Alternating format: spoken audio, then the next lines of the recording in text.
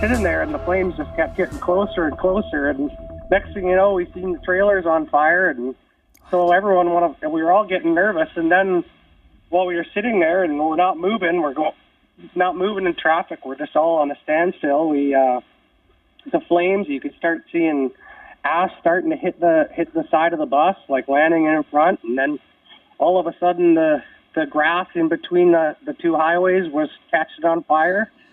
And then all of a sudden the flames got so close that they were touching the bus. And so we all got in panic mode, and we got the bus driver. We were like, get off the side of the road. And so all the cars that were in front of us and the big bus that we were on, a diversity bus, we all peeled off to the right down the embankment. The flames spread swiftly and suddenly, burning everything in their path. Well, it's a disaster, and I find that that's not fair. They didn't even let us take our things and when we asked them. So we lost everything now. The fire broke out on Sunday, but winds shifted quickly Tuesday afternoon, overwhelming firefighters. We asked the cops the other day, 2 days ago, to take our things out, and they wouldn't let us. We only have what we have on our backs. Tens of thousands were ordered to leave, racing to get out amid chaos and confusion. Very poor as usual. They got music playing on the radios and nobody knows what to do. It's a terrible situation. This cell phone video shows what it looked like driving through the tunnel of fire. Prime Minister Justin Trudeau offered the federal government's full support. Canada is a country where we look out for our neighbours, and we are there for each other in difficult times, and certainly in Fort McMurray, the difficult times they're going through right now is something that we're going to unite around across the country.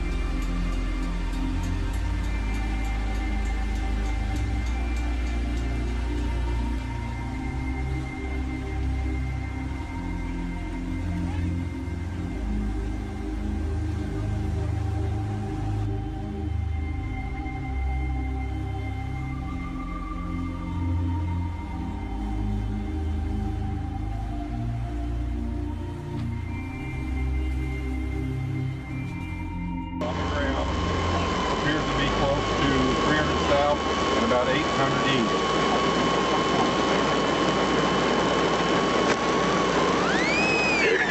Confirming. Wow. What the?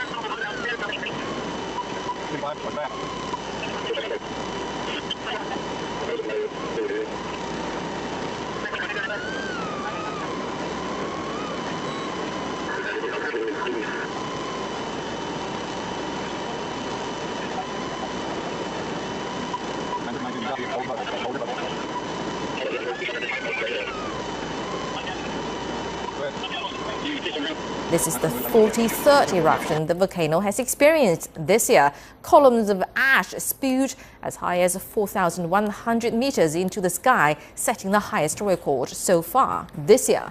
And the Japan Meteorological Agency set the alert level at 3 out of 5, and that means limitations were placed on mountain trips. 47 volcanoes are monitored by the agency all year round, and the eruption frequency for Sakurajima volcano has been relatively low this year.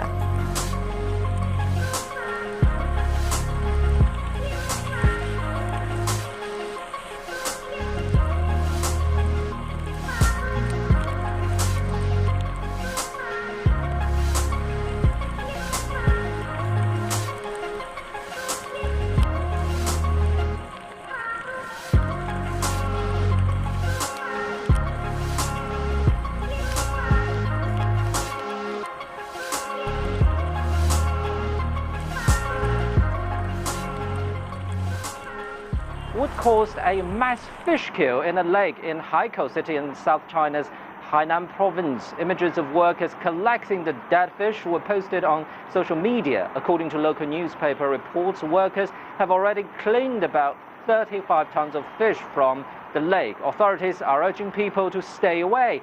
They're also examining samples to try to determine the cause.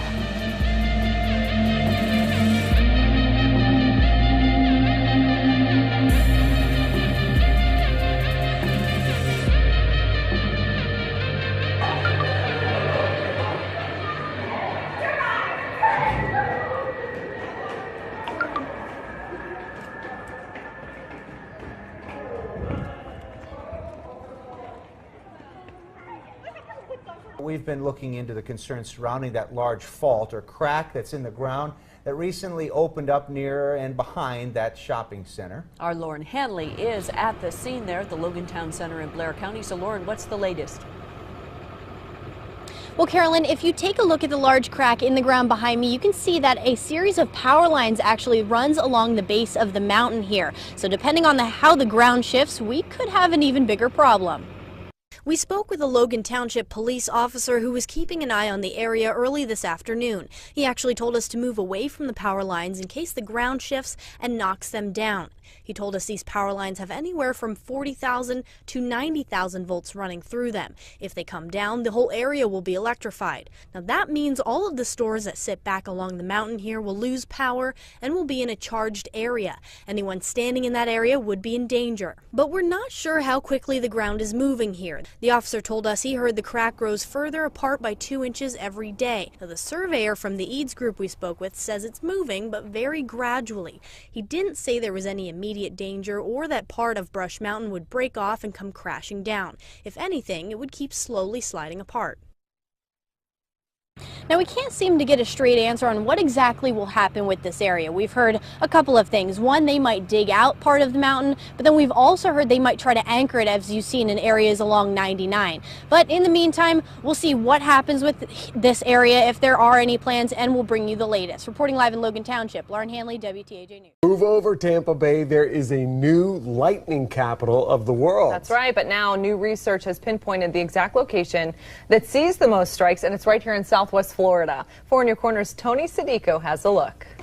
The flash of lightning, the sound of thunder, sights and sounds common to the region. And for those who say Southwest Florida gets a lot of stormy weather, now the research can back it up. Using new satellite technology, scientists at the University of Alabama and NASA are now able to better pinpoint the exact location to see who gets the most lightning. Their study revealed that the lightning capital of the world is now in Venezuela, at Lake Maracaibo, taking the crown from Africa's Congo Basin. The newest rankings reveal that the lightning hotspot of the United States is no longer in Central Florida, but in the Everglades, near Orange Tree, about 30 miles southeast of Fort Myers. And with our summertime regime of sea breeze-generated thunderstorms, it shouldn't come as a surprise that the new capital is right here in Southwest Florida. Fort Myers averages about 96 thunderstorm days a year, most of them in July. And that's why, while Florida is the sunshine state, it's also the lightning capital of the country.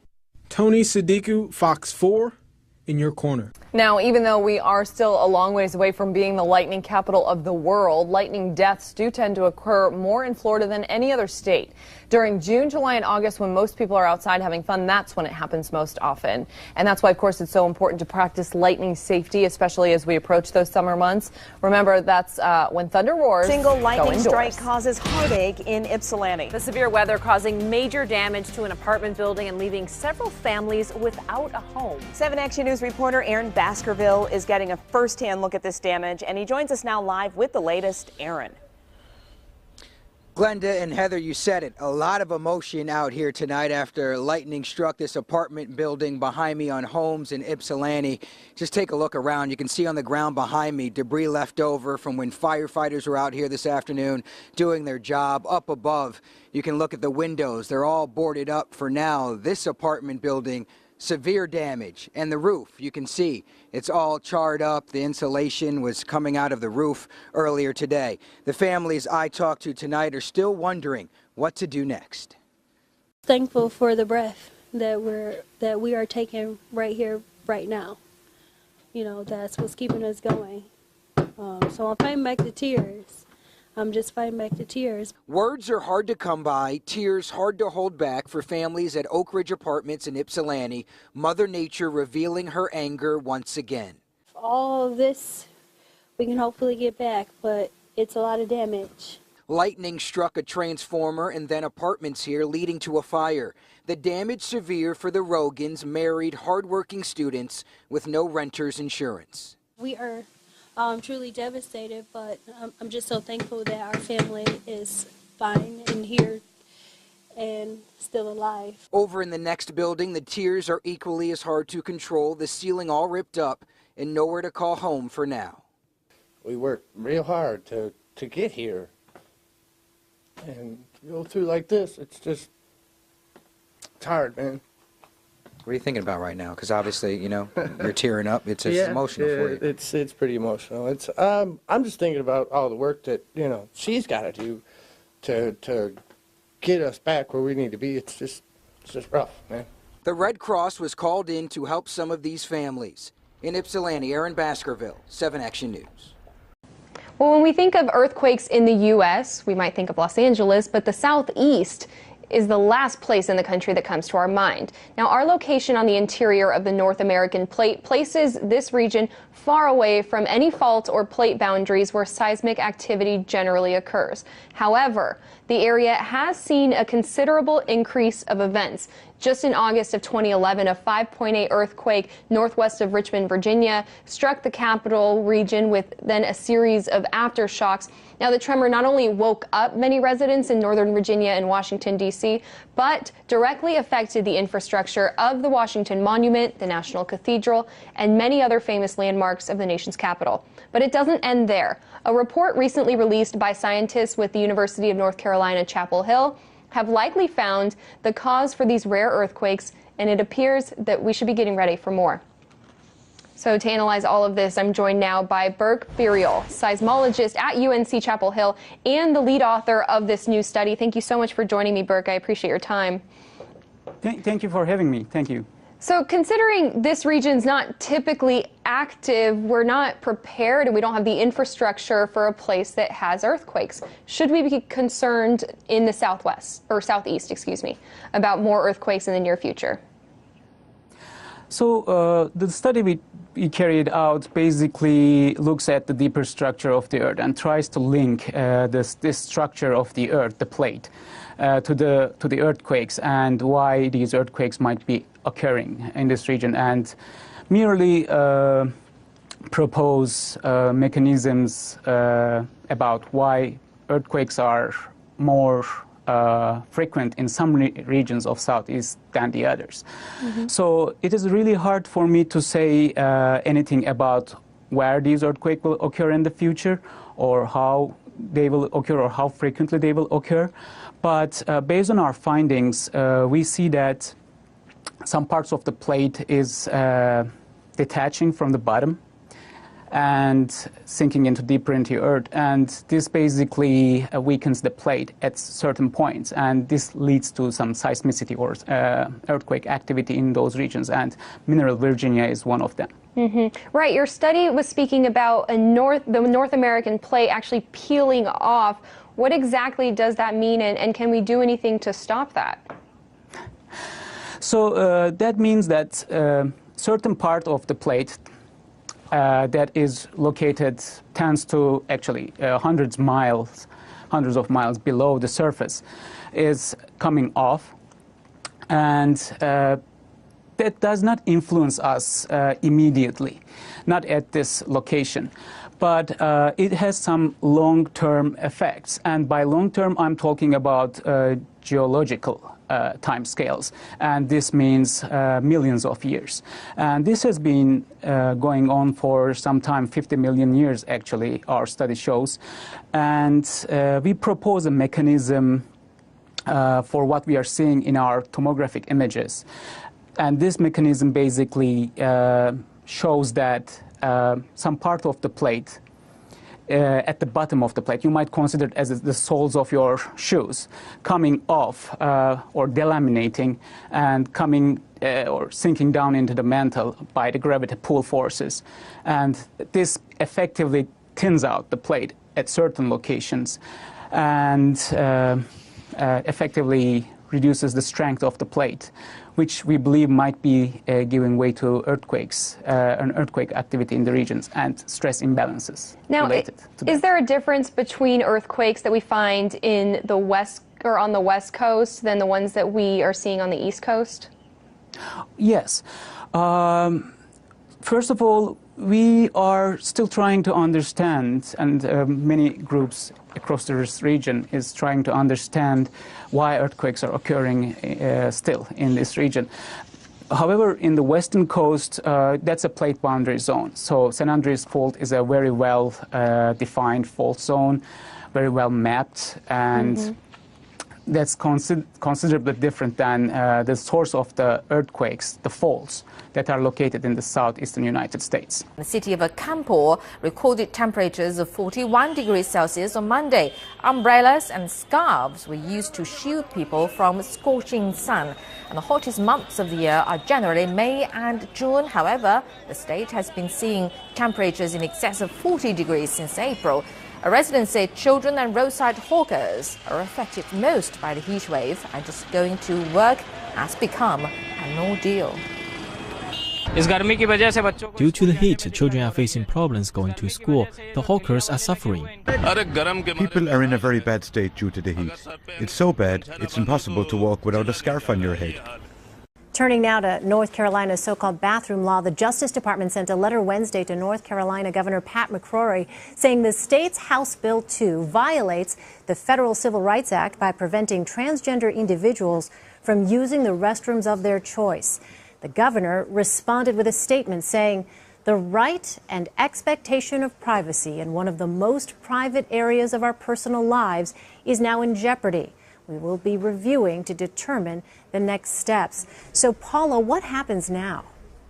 The Justice Department has given the state of North Carolina just 5 days to promise that they will not actually implement HB 2. Now, the Department of Justice argues that under federal civil rights law, you cannot prevent someone from using a bathroom because of their gender identity their gender that was assigned at birth. And that's the whole controversy here, your gender that is assigned at birth, as opposed to what people call gender identity, which can be different from what is on your birth certificate. Under federal law, in this letter, the head of the Civil Rights Division of the Department of Justice says you have to allow people to select a bathroom based on that gender identity. It's interesting, Elaine, it seems that transgender rights, this is going to be the next battleground when it comes to civil rights. There's currently a case in Virginia. I think this is going to work its way all the way to the Supreme Court. Now, a Turkish parliamentary committee meeting has erupted in chaos once again following last Thursday's, which gave rise to a fist fight. And the ongoing row is over a contentious ruling party proposal to strip legislators of their immunity from prosecution.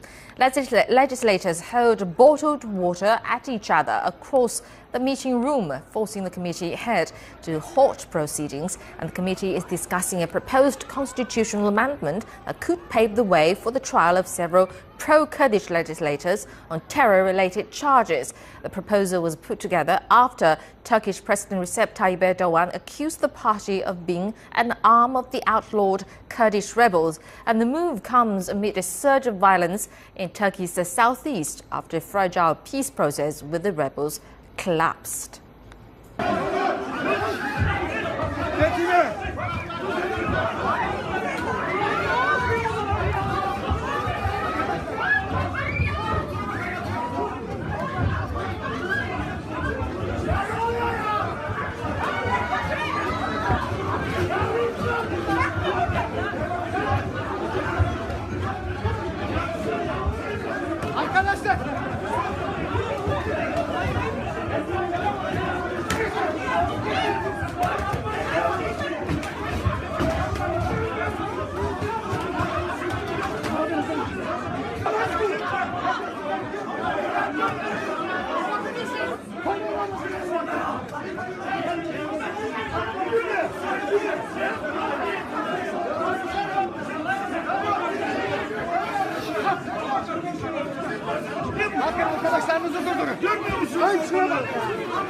Görüyor musunuz ortalığı?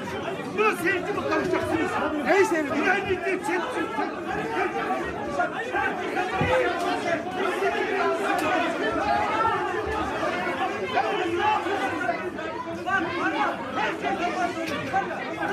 İdris, biz pozisyondan çekiliyoruz. Ya olur mu ya? Görüyor musunuz?